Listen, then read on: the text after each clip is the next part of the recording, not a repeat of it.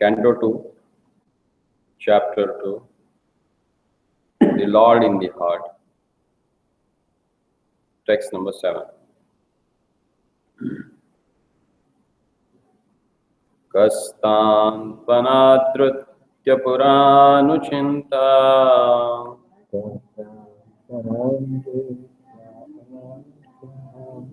Rite pashun satim nama kuryat Pasyanjanam paditam vaitaranya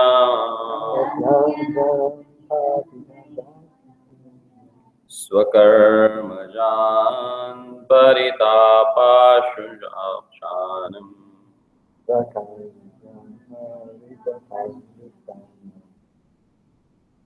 Kastam panadritya paranuchinta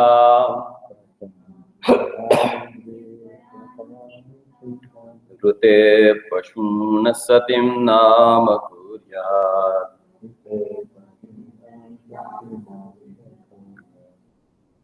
Pasyanjanam patitam vaitaranya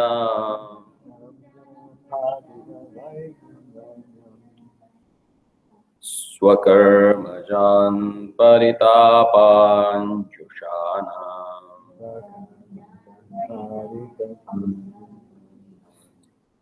Kastam tvananyadritya paranusintam Rite pashuna asatim nama kuryat Pasyanjanam paditam vaitaranya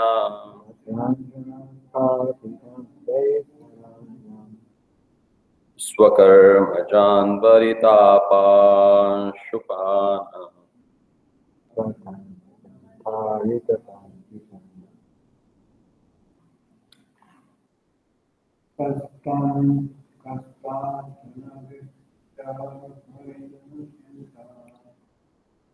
Kastam tvananyadritya paranuchintam Rite pashuna satim nama kuryat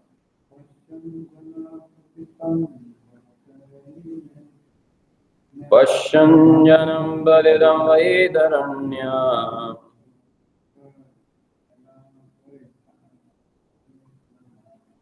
Swakarmajan paritapanchushanam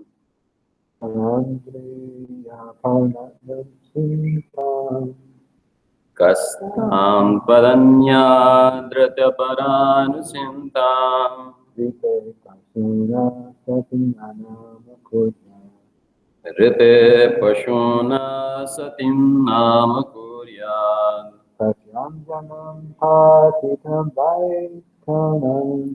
Pasyanjanam paditam vaitaranya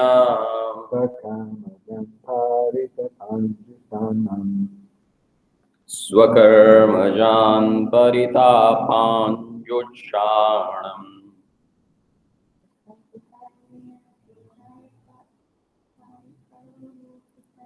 Kastam vadanyadritya paranusintam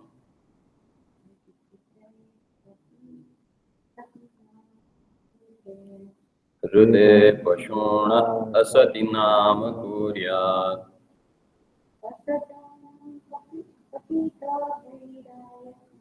Pasyanjanam paditam vaitaranya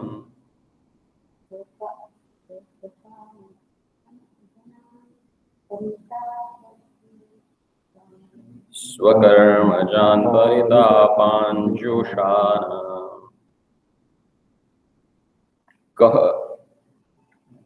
Who else? Tam, that. Tu, but. Anadratya, by neglecting.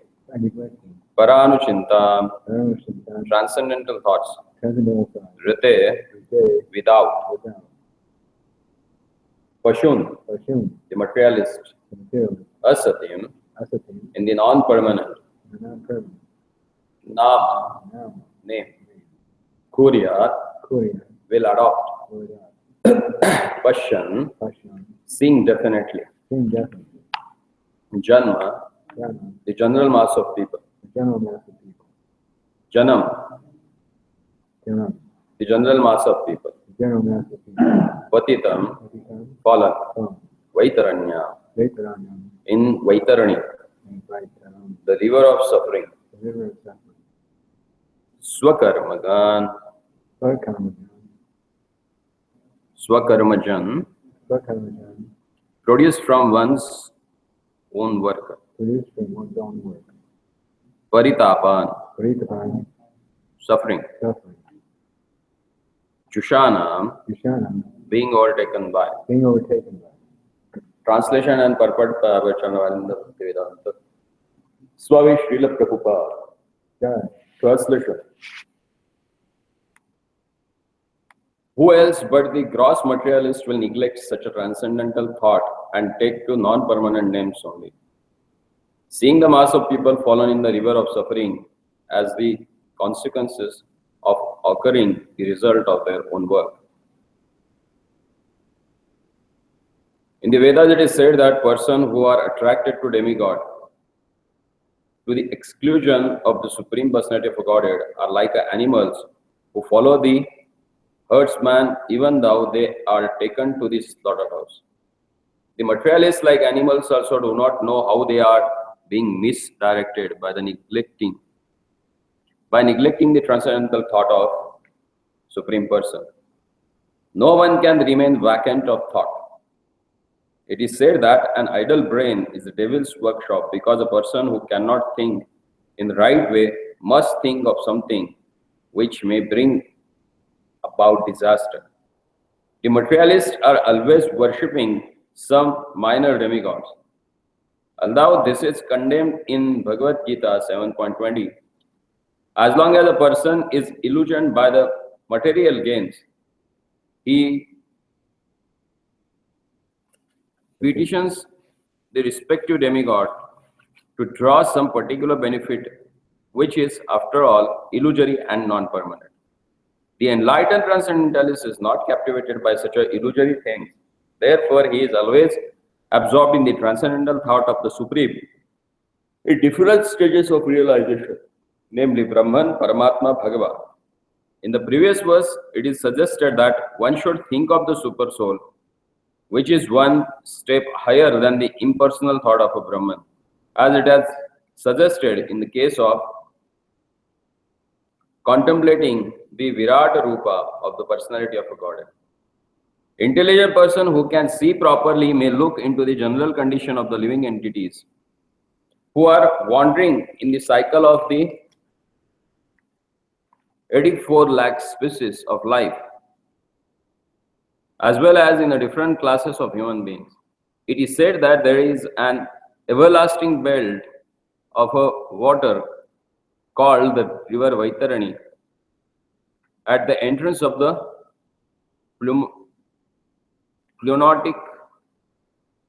Plutonic planet of Yamaraj, who punishes sinners in a different manners. After being subjected to such a deeds in the past, such a living entities as are punished by Yamaraj are seen in the different varieties of a condition life. Some of them are in a heaven, some of them are in hell, some of them are brahmanas, and some of them are misers. But no one is happy in this material world, and all of them are either class A, B, or C, prisoners suffering because of their own deeds. The Lord is impartial to all circumstances of the suffering of the living entities. But to one who takes shelter at his lotus feet, the Lord gives proper protection, and he takes such a living entity back home, back to himself.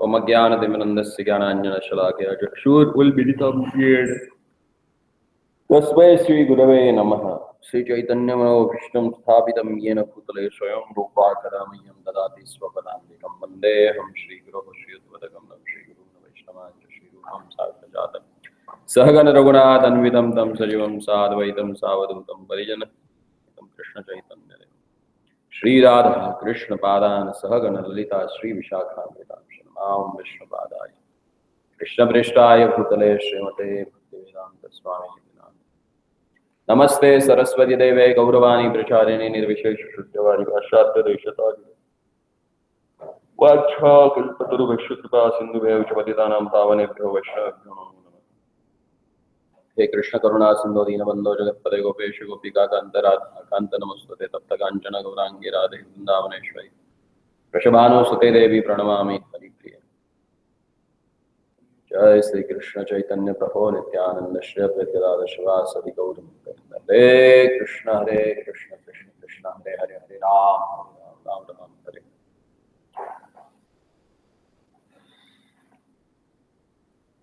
Kastam Tvadanya Dhruparanusyantam Dhrute Pashuna Satim Nam Kurya Pashanjanam Vaditam Vaitaranyam Swakarmajan Varitapar Chushanam.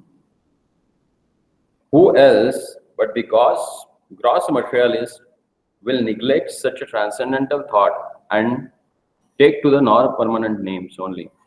Seeing the mass of people fallen in a river of suffering as the consequences of occurring the result of their own work.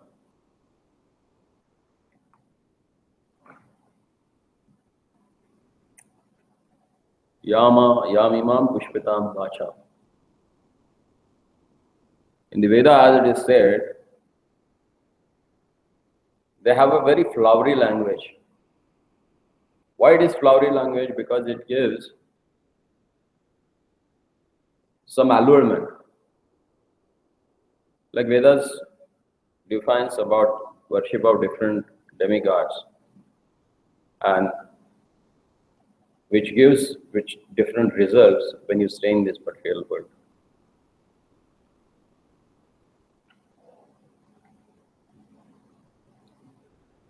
And the people who neglect the worship of their Lordship and take to this demigod worship or any other sort of a worship than the Supreme Personality of Godhead, they are considered here as a pashu, animals.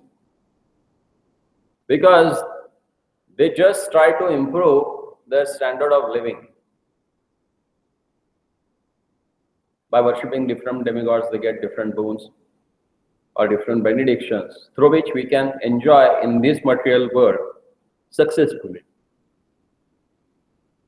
But that's not the goal of our life. That one has to understand.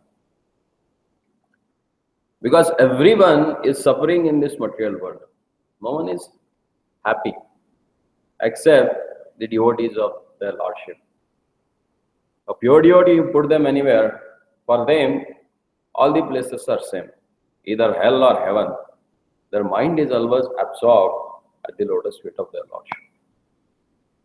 So they don't need anything else. They just need the shelter of lotus feet of their Lordship. And other people who are materialistic, who are not at all interested in worshipping their Lordship, and they worship different demigods. For them, in between spiritual world and material world,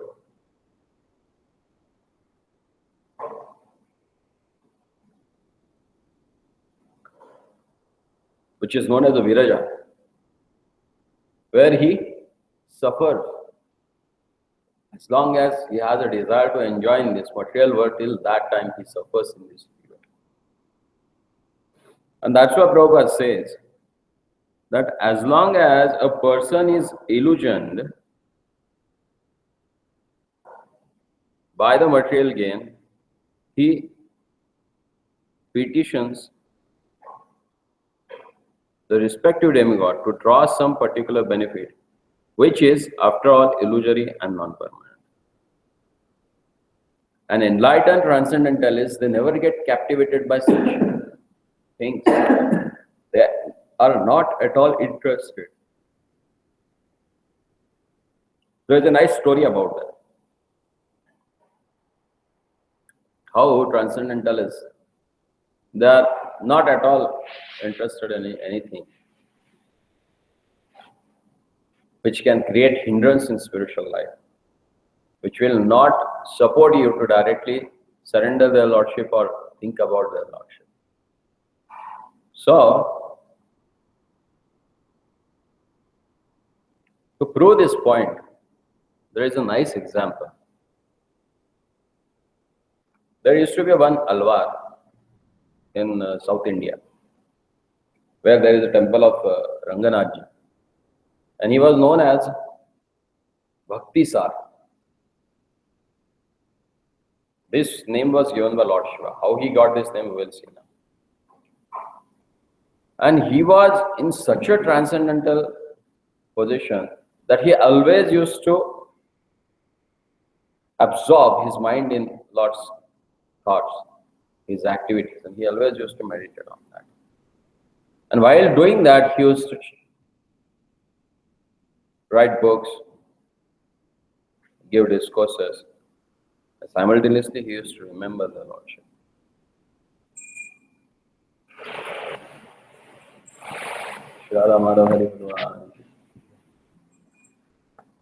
So one day what happened, Lord Shiva and Parvati, as usual, they go out for traveling in the evenings. And that's why it's said that everyone should perform his Sandhya Vandana or should chant some round during that period. Because they are looking for the impure people. They are looking for the impurities in this material world. So when they saw that impurities, they sent their ganas, their parshadas, their associates. They go and destroy it. And if someone is doing his sadhana or doing some worships, they get pleased with him. And if their shadow falls on that particular person, then materially he is prosperous like anything. So one day while they were flying in the sky, their shadow fell down on the ground. And next to that, this Bhakti Sar, he was sitting and he was just stitching his totally tattered shawl. So he had one coconut stick, and backside of the stick he just wrapped the thread and he was just stitching his clothes. And he saw that shadow is coming on him. So he started to move around so that he should not come under that shadow. By seeing that, Lord Shiva and Mother Parvati both got surprised. Both got surprised. What kind of a living entity is this? He does not want to come under our shadow, which can provide him everything materially what's he wants. But here Bhakti Sar, being the devotee of their Lordship, his mind was totally absorbed in Lord's pastime. And he don't wanted to have any other trouble which can disturb his sadhana. So he was trying to avoid that. And when he was doing that, by seeing his condition, the Parvati and Shiva, they came down. They asked him, what do you want? He even never looked at them. He was busy with his stitching. Then Parvati asked Lord Shiva, ask him. Then again Lord Shiva said, why you are sitting here? Why you are performing such austerity? See, I can give you anything in this world. Just take it from me. Still he never looks at it. Then lastly he said,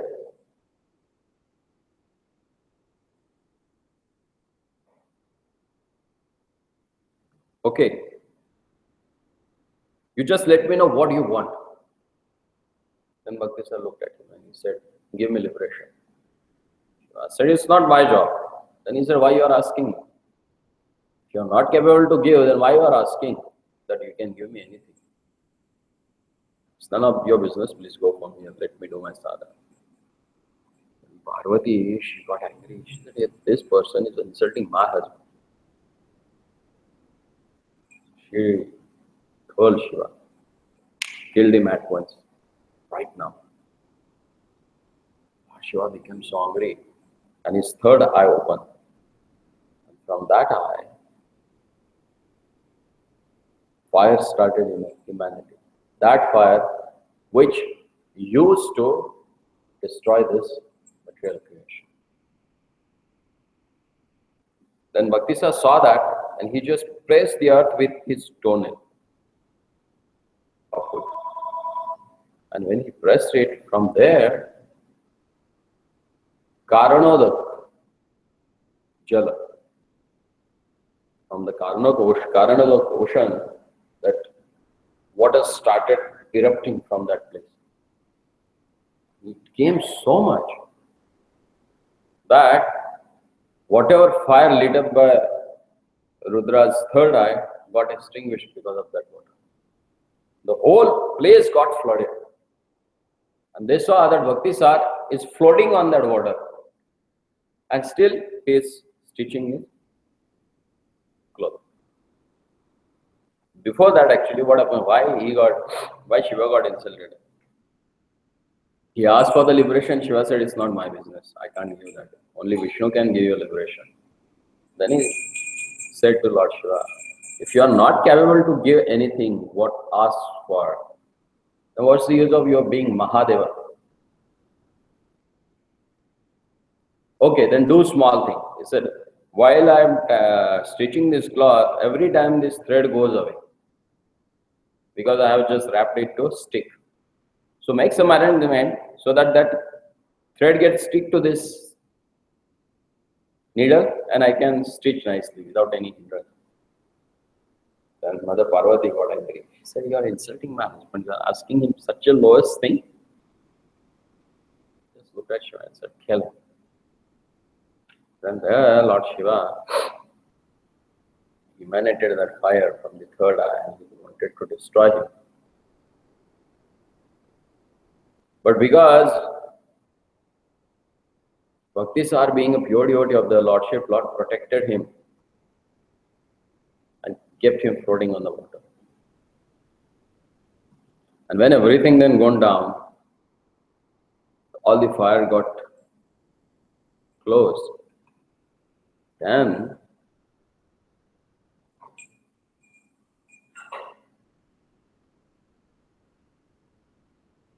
Lord Shiva came to him and he said, "See, your mind is totally absorbed in the thoughts of their Lordship. And on top of that, your heart is always inundated with the love of Godhead. So I give you now name as a Bhakti Sar. Sar means essence. So you are the essence of devotional service to their Lordship." That's the position of transcendentalists who are not at all interested in any kind of a material sense gratification. Deyamananti na grananti mat sevaya vina. Even Lord says to Bhagavati that if I go and try to give them offer them, they never accept that.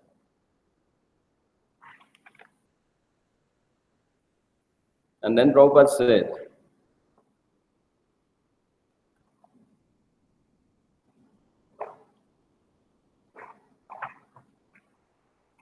because of our previous activities, Jiva can get different sort of bodies.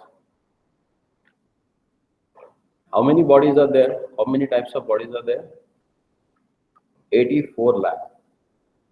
Among them it is said, Jalaja Namalakshani Sthavara Lakshavamshati Rumaya Rudra Sankhyato Chatur Lakshani Manavaha. It is explained that Jalaja Navalakshani,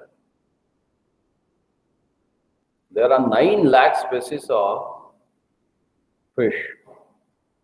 Not 1 or 2, they are of 9 lakh varieties. Jalaja Navalakshani Sthavara Lakshavinshati. Stavara means trees, creepers. They are having 20 lakh types of bodies. 20 lakh varieties of vegetations are there, plants are there, creepers are there. त्रिंशान लक्षाणि पशवः, और 30 लाख पशु है.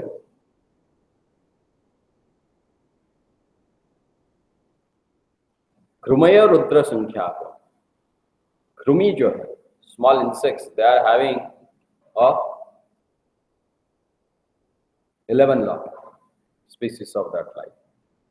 So altogether they come 84 lakh species of a life. And as stated in further chapters of third canto, where it is said, Daimana karmana daiva netrena jantur deha prapatyate. As per the karma that Jiva has performed in his past life, he creates his new type of a body. And when he dies in one particular body, the next immediately he gets the body which he has got it done by the karma he has performed in present life.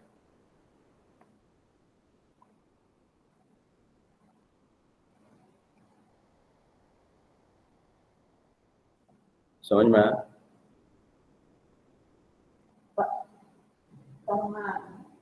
Karma the answer? It's like if you go into the mall where you have a varieties of dresses. It costs from 5 rupees to 5,000 rupees. So as per your capacity, you will buy that. It's not that everyone will go for the 5,000 rupees clothes. Is it possible? No. Someone is earning $50, someone is earning $500, someone is earning $5,000, someone is like earning 5 lakh dollar per month. And according to their capacity to expend or purchase, they can purchase the clothes. So if that rule goes in this material world, then there is a higher rule also. That if Jiva performs certain kind of a karma, then he get a certain kind of a body. It's not necessary that all will become only a super class, first class human being. It's not possible. There are animals also in human beings. They are known as a Dvipada Pashu, who are having an human like a form, but all their attitude and attribute is like a animals. That's why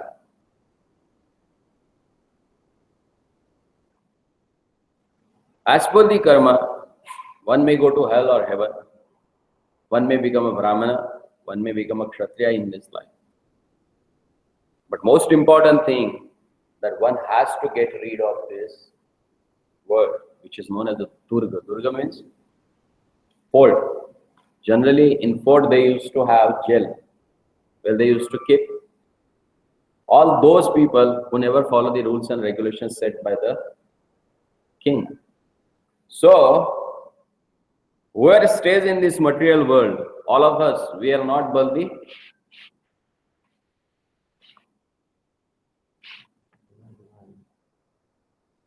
Who stays in jail? Who stays in jail? Criminals. Yeah, so all we are criminals. Because we are staying in this material world, which is known as a Durga, which is nothing else but the prison house. We are not free here. We may say it is a land of freedom, but what freedom do you have? Your each and every activity is getting captured in on camera and you are under surveillance. There is no privacy at all for you. So what sort of a freedom you are enjoying? Is there any freedom? Illusion. Huh? Illusion. Illusion, exactly. Because we don't have a exact proper knowledge, and that's why whatever comes, we accept it as a reality. But abrahma bhuvana loka punaravartya vartate. As Lord says in Bhagavad Gita to Arjuna, from Brahma Loka up to the Talatal, Mahatal, Patal Loka, everyone has to take birth repeatedly. And what is this material world? It is nothing but Dukhalayam Ashashvatam. It is full of sorrows and temporary. If you are happy now, not necessarily that you will be happy throughout life. You may suffer for some other thing. If you are suffering now, it will not last long because it has to change. Because keep changing is the nature of this material world. And that's why we see every day our thought process also changes. Every day our activity that we do, that also changes. That's the nature of this material world. But still, while everything is changing, what we want the eternal love. We want that whom we are loving, that person should remain here only as long as I am here. But does it happen? Never. Because this material world has its own rules and you are not going to change that. They are already set up for. And you have to just follow and live here. And someone becomes rebellious, then that person can go back home, back to God.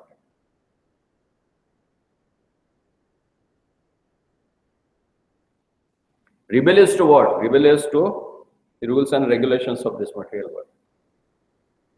Because these are meant for the prisoners, not for the person who is free.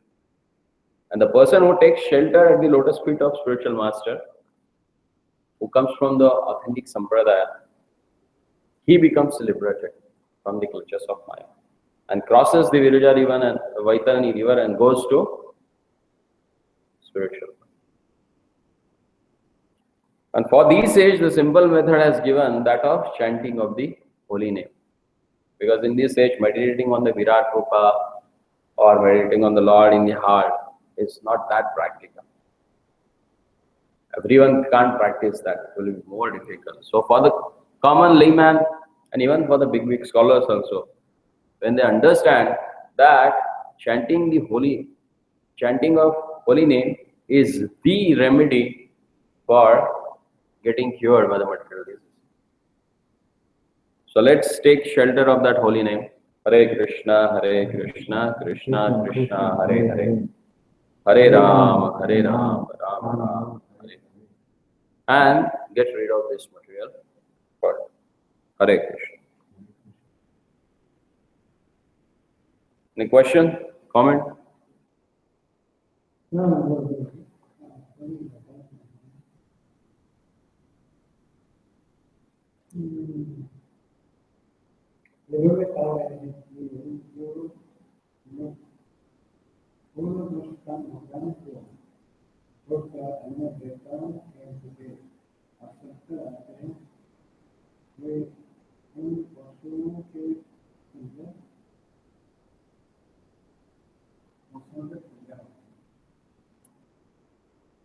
Jaise,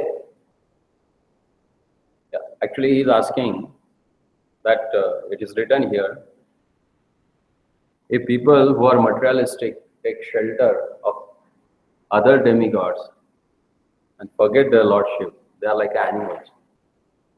Why so? Because only animals are interested in material sense gratification because they don't have a knowledge. And if you don't have a knowledge about the self-realization, then even the Shastra also says they are like a pashus. Ahara nidra bhayamaithanam cha samanyetat pashubhil narana. Dharmo hi tesham or jnano hi tesham adhiko vishesho jnanena vina pashubhir samana. If someone does not have a knowledge which takes you out of this material world and breaks the cycle of repeated birth and death, then that person is nothing but the animal. Because animal does not know about that knowledge, does he? If there is a Bhagavatam class is going on, how many dogs comes and sit here? They can't. Do they have that intelligence to understand anything? Or even the people who have the mentality like a dogs, cats, hogs, they also don't come and sit for hearing Srimad Bhagavatam. Do they?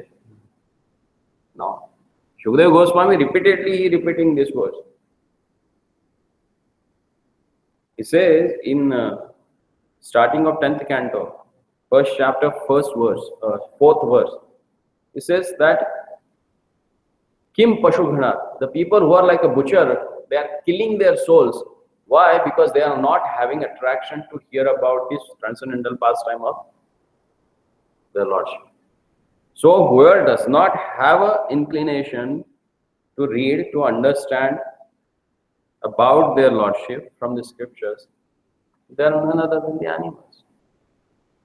Two-legged animals. And the society who is full of such a people, Prabhupada used to say, is the society of polished animal civilization. The whole civilization which is engaged just in a sense gratificatory activities and does not think about the self-realization, never take shelter of their Lordship or his pure devotees, that civilization is considered as polished animal civilization. Why? Because only animals are engaged and busy with material sense gratification. They are into only eating, mating, defending. That's it. They don't think about what's going to happen our life after. Do they? No. And there are people also, like Charvak says,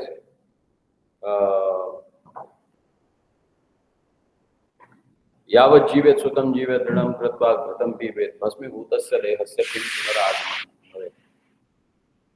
As long as you want to stay happily. Use your credit cards, get loans from the bank and enjoy.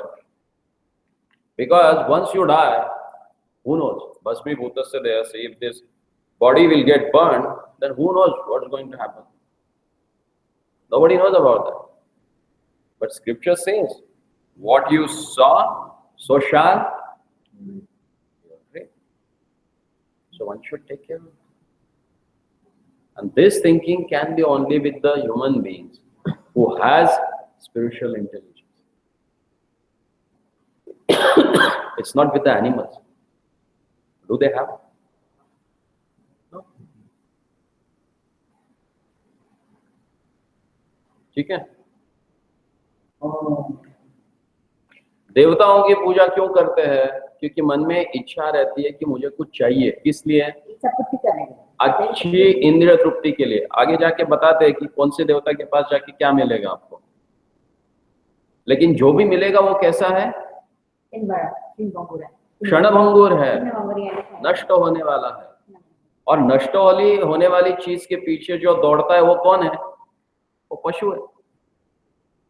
तो मनुष्य शरीर में भी पशु की प्रवृत्ति जिसमें है. मायावादी नहीं कह सकते, क्योंकि हर मायावादी भी वैरागी रहते हैं, उनको भी इच्छा नहीं रहती. अगर उनके साथ हम अपनी तुलना करना चाहेंगे वैराग्य के बारे में, तो वो लोग हमसे भी ज्यादा त्यागी रहते हैं. हम हर चीज को बोलते भगवान के नाम पे, चलो हम भगवान की सेवा में लगा दें. उद्देश्य तो ठीक है, लेकिन कितने रूप से हम भगवान की सेवा में लगाते हैं और हमारी तीव्रता पे निर्भर है ना. लेकिन वैराग्य, अगर मायावादी लोगों का वैराग्य देखोगे तो वो चरम रहता है, वो वैराग्य में आगे रहते हैं. वो वैराग्य के कारण उनका हृदय जो है पूरा सूख जाता है, वहां भक्ति नहीं प्रस्फुटित हो सकती. तो वो वैराग्य कुछ काम का है ही नहीं हमें. उसको मरकट वैराग्य नहीं कहते, उसको सूखा वैराग्य कहा जाता है.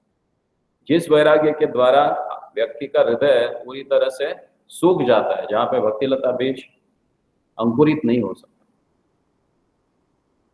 भौतिकवादी जो लोग हैं उनके बारे में यहाँ पे, जिनको इस भौतिक जगत में रहकर भोग करने की लालसा है और वो अलग अलग प्रकार के भोग पाने के लिए वो फिर अलग अलग देवताओं के पास जाते हैं और भगवान को भूल जाते हैं, उन लोगों को यहाँ पे प्रभुपाद तात्पर्य में पशु. ठीक है? हाँ, श्रील प्रभुपाद की जय. ग्रंथराज श्रीमद् भागवतम की जय. Thank you very much.